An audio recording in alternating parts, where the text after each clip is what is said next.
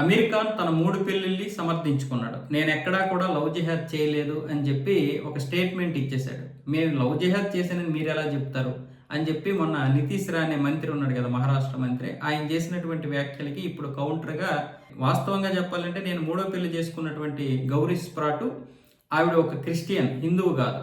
కాబట్టి అది లవ్ జిహాద్ కిందకి రాదు కదా మీ ఉద్దేశం ప్రకారం అన్నాడు.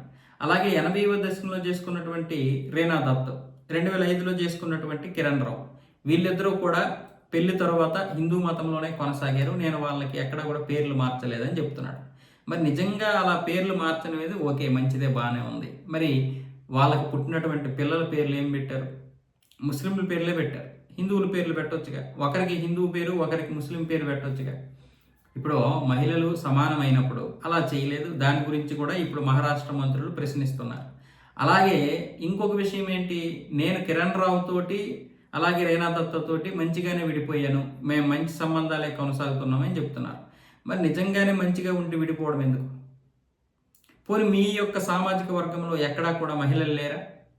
చాలామంది ఉన్నారు కదా, మరి మీరెందుకు వాళ్ళని చేసుకోలేదు? కేవలం హిందూ మహిళల్ని ఇన్ని పెళ్ళిళ్ళు చేసుకోవాల్సిన అవసరం ఏంటి? 3 పెళ్ళిళ్ళు చేసుకొని ఇప్పుడు ఇంతమందిని కనేసి మీరు మళ్ళీ ముస్లింల పేర్లు పెట్టడం దేనికి? ఎక్కడ మీలో పారదర్శకత్వం కనిపిస్తుందని చెప్పి ఇప్పుడు మళ్ళీ నితీష్ రాణేతో పాటు మరికొంతమంది మంత్రులు కూడా అంటున్నారు, మరికొంతమంది సామాజికవేత్తలు కూడా అడుగుతున్నారు, ఇది లవ్ జిహాద్ కాకపోతే ఏంటి అని చెప్పి.